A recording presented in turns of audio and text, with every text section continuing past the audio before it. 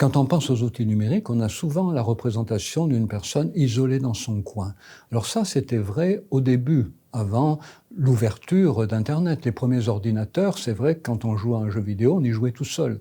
Mais depuis le milieu des années 2000, avec le développement des réseaux sociaux, énormément de gens interagissent via Internet.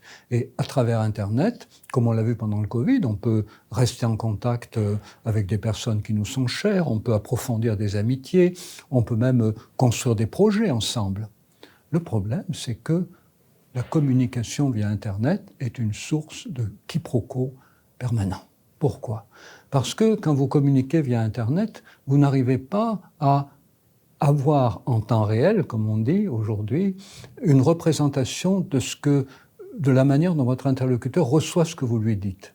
C'est-à-dire que si je parle à quelqu'un, si je vous parle à vous par exemple, eh bien je vois à votre visage que soit vous hochez la tête, soit vous avez un petit mouvement d'étonnement, soit votre regard me dit que vous me suivez, soit votre regard me dit que vous ne me suivez pas. Et tout ça, c'est ce qui permet aux humains, depuis les origines de l'humanité, de réguler leur communication. Et donc du coup, il est très important d'alterner les communications en présence physique et les communications à travers les outils numériques.